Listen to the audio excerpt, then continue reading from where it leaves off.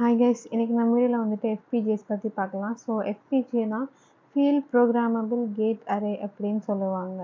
இது ஏன் இந்த மாதிரி பேர் வச்சுருக்காங்கன்னா, ஃபீல்ட் கேட் அரே அப்படின்னா ஒரு கேட் வந்துட்டு ஒரு அரே மாதிரி ஒரு மேட்ரிக்ஸில் வந்துட்டு அதை வந்துட்டு செட் பண்ணி வச்சுருப்பாங்க. ஸோ அதை வந்துட்டு நம்ம எப்போ வேணாலும் அது நமக்கு ஏற்ற மாதிரி ஒரு சிம்பிளான லாஜிக் கேட் யூஸ் பண்ணி கூட அதை நம்ம இம்ப்ளிமெண்ட் பண்ணலாம். ஒரு காம்ப்ளெக்ஸ் ஃபங்க்ஷனாக இருந்தாலும் அதையும் நம்மளால் இம்ப்ளிமெண்ட் பண்ண முடியும். ஸோ அதான் ஒரு கேட் அரே அப்படின்னு சொல்கிறாங்க. அப்புறமா ஃபீல்ட் ப்ரோக்ராமபிள் அப்படின்னு சொன்னால் இதை வந்துட்டு ஒரு யூசர் வந்துட்டு இந்த ப்ரோக்ராமை அதாச்சும் ஒரு ப்ரோக்ராமை வந்துட்டு அவங்க இம்ப்ளிமெண்ட் பண்ணுறதுக்கு அதுக்கு ஒரு தனி ஃபீல்ட் யூஸ் பண்ணுறாங்க. அவங்களுக்குன்னு ஒரு தனி பிளாட்ஃபார்ம் இருக்குது. அந்த ப்ரோக்ராமை வந்துட்டு இம்ப்ளிமெண்ட் பண்ணுறதுக்கு ஒரு பிளாட்ஃபார்ம் இருக்குது. அதனால தான் அதை வந்து ஃபீல்ட் ப்ரோக்ராமபிள் கேட் அரே அப்படின்னு பேர் வச்சுருக்காங்க. ஸோ இது வந்துட்டு எப்படின்னா ஒரு ஏசிக்குக்கும் சிபியூக்கும் நடுவில் இருக்கிற ஒரு அப்ளிகேஷன். இதுவும் ஒரு சிப்பு தான். ஸோ இதில் என்ன ஒரு டிஃப்ரென்ஸ், சிபியூக்கும் ஏசிக்குக்கும் இதுக்கும் என்ன டிஃப்ரென்ஸ் அப்படின்னு கேட்டால், இப்போது சிபியூவை கம்பேர் பண்ணும்போது சிபியூ வந்துட்டு காமனாக எல்லாமே பண்ணும்.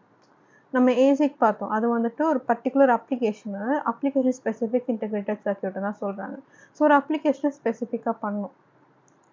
FPGAவும் ஒரு அப்ளிகேஷனை தான் ஸ்பெசிஃபிக்காக பண்ணும். ஆனால் இது வந்துட்டு சிபியூவோட டிஃபர் ஆகுது. ஏசிக்கோட என்ன டிஃபர் ஆகுது அப்படின்னா, ஏசிக்கில் வந்துட்டு நம்ம ஒரு ப்ரோக்ராம் வந்துட்டு மேனுஃபேக்சர் பண்ணும்போது ஒரு ஸ்பெசிஃபிக்கான ஒரு ஃபங்க்ஷனுக்காக ஒரு ப்ரோக்ராம் பண்ணி அதை நம்ம பண்ணோம் அப்படின்னா அந்த அந்த ஒரு ஃபங்க்ஷன் மட்டும்தான் ஏசிக் பண்ணும். ஆனால் இப்போ FPGA எடுத்துக்கிட்டோம் அப்படின்னா, நம்ம ஒரு ப்ரோக்ராம் தப்பாக பண்ணிட்டோம், நமக்கு இது இப்போ வேறு யூஸுக்கு வேணும் இந்த சிப் அப்படின்னா நம்ம மறுபடியும் அதை ரீப்ரோக்ராம் பண்ணிக்கலாம். ஸோ அதுதான் ஏசிக்குக்கும் FPGAக்கும் இருக்கிற ஒரு டிஃப்ரென்ஸ். ஸோ அதனால தான் இப்போ வந்துட்டு FPGAலாம் வந்துட்டு ரொம்ப யூஸ் பண்ண ஆரம்பிச்சிட்டாங்க. பிகாஸ் இது வந்துட்டு ஈஸியாக ரீப்ரோக்ராம் பண்ணலாம். நம்ம வந்துட்டு இப்போ ஏசிக்கு யூஸ் பண்ணோம் அப்படின்னா அதில் வந்துட்டு நமக்கு ஒரு ஐடியா இல்லாமல் ஒரு இம்ப்ளிமெண்ட் பண்ணுறோம், ஒரு ப்ரோக்ராம் இம்ப்ளிமெண்ட் பண்ணுறோம். இப்போ அந்த ப்ரோக்ராம் தப்பாகிடுச்சு, அதை மாற்றணும் அப்படின்னா மொத்தமாக நம்ம மேனுஃபேக்சர் பண்ணதே வந்துட்டு டோட்டலாக வந்துட்டு அதை குப்பையில் தான் போடணும். அதை வந்துட்டு தனியாக அதை வந்துட்டு டிஸ்போஸ் பண்ணிவிட்டு புதுசாக மேனுஃபேக்சர் பண்ணணும். முதல்லேருந்து மறுபடியும் ப்ரோக்ராம் பண்ணணும். முதல்லேருந்து மறுபடியும் மேனுஃபேக்சர் பண்ணணும். ஆனால் ஒரு FPGA எடுத்துட்டா அதை மறுபடியும் மேனுஃபேக்சர் பண்ணணுங்கிற அவசியம் இல்லை. அதை வந்துட்டு நம்ம உள்ளே இருக்கிற ப்ரோக்ராமை நமக்கேற்ற மாதிரி நம்ம மாற்றிக்கலாம். இப்போது ஒரு யூஸ்க்கு இருக்குதா, அடுத்த தடவை நமக்கு வேறு யூஸ்க்கு வேணுமா, அதை மாற்றிக்கலாம், பிரச்சனையே இல்லை. ஸோ இதுதான் வந்துட்டு FPGAக்கும் ஏசிக்கும் ஒரு டிஃப்ரென்ஸ். அதுவும் FPGAவோட ஒரு பேசிக்கான ஒரு மெயினான அட்வான்டேஜே வந்துட்டு இதுதான், ரீப்ரோக்ராமபிள். ஸோ இதுதான் மோஸ்ட்டாக இப்போ என்னென்னா FPGAs வந்துட்டு ரொம்ப பாப்புலராக எல்லாருமே யூஸ் பண்ணுறாங்க. இப்போ வந்துட்டு ஒரு SOC எடுத்துக்கிட்டோம் அப்படின்னா அந்த SOCயை வந்துட்டு நிறைய ப்ராசஸர்ஸ் இருக்கும். அந்த ப்ராசஸரை ஒரு FPGAவில் நம்மளால் வந்துட்டு வைக்க முடியும். ஸோ அவ்வளோ ஒரு குவான்டிட்டியானும் இருக்கும். அதே மட்டும் இல்லாமல் நம்ம ஏசிக்கோட கேரக்டரிஸ்டிக் பார்த்தோன்னா அதோட ஸ்லைட்டாக ஆப்போசிட்டாக இருக்கும் எல்லாமே FPGAவில்.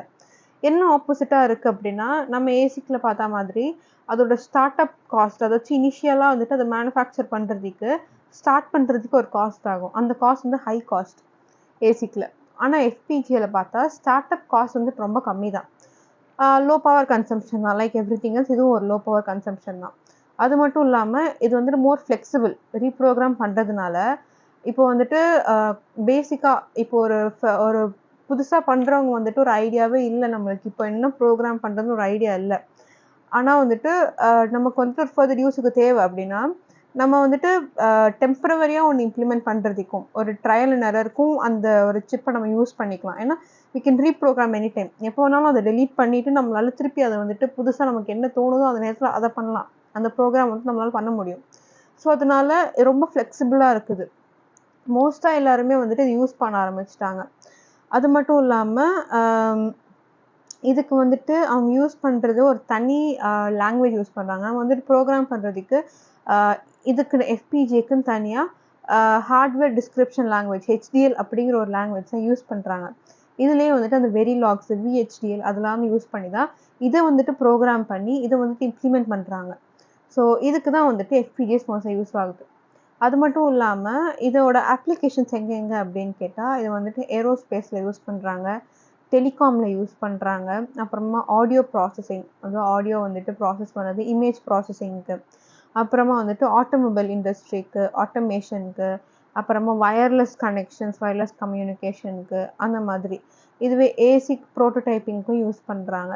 ஸோ இந்த மாரி நெறைய அப்ளிகேஷன்ஸ் வந்துட்டு ஒரு FPGAல இருக்குது. சரி ஒரு FPGAல எப்படி இருக்கும்? என்ன இருக்கும்? அப்படின்னு கேட்டா, இதுல வந்துட்டு ஒரு FPGAன்னு எடுத்துக்கிட்டா, இது வந்துட்டு ஒரு matrix of configurable logic blocks அப்படின்னு சொல்லுவாங்க. ஃபுல்லா ஒரு லாஜிக் பிளாக்ஸ் ஃபுல்லாவே ஒரு மேட்ரிக்ஸ் மாதிரி ஒரு பாக்ஸ் மாதிரி ஃபுல்லா இருக்கும். அரேஞ்ச்டா இருக்கும். அந்த கான்ஃபிகரபிள் CLB அப்படின்னு சொல்லுவாங்க. அது வந்துட்டு அரேஞ்ச்டா இருக்கும். ஸோ ஒரு CLBல என்ன இருக்கும்? அத வந்துட்டு எப்படி யூஸ் பண்றாங்க அப்படின்னா, ஒரு CLB எடுத்துக்கிட்டோம் அப்படின்னா, அதுல வந்துட்டு ஒரு லுக்கப் டேபிள் இருக்கும். ஒரு மல்டிப்ளெக்சர் இருக்கும். ஃபுல் ஆடர் இருக்கும். அப்புறமா ஒரு டி ஃபிளிப் ஃப்ளாப். இதெல்லாம் சேர்ந்து தான் ஒரு CLB வந்துட்டு ஃபார்ம் ஆகுது. அதுவே ஒரு அரே மாதிரி ஒரு மேட்ரிக்ஸ் மாதிரி நமக்கு இருக்கும்.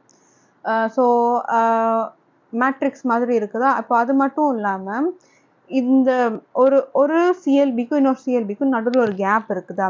அதுதான் வந்துட்டு ரீகான்ஃபிகரபிள் இன்டர்கனெக்ட் அப்படின்னு சொல்றாங்க. இது எதுக்கு இருக்கு அப்படின்னா, ஒரு CLBல இருந்து ஒரு சிக்னல் வந்துட்டு உள்ள வரணும், வெளில போணும் அப்படின்னா, அது இந்த ஒரு அந்த ஸ்பேஸ்ல தான் வந்துட்டு நடக்குது எல்லாமே.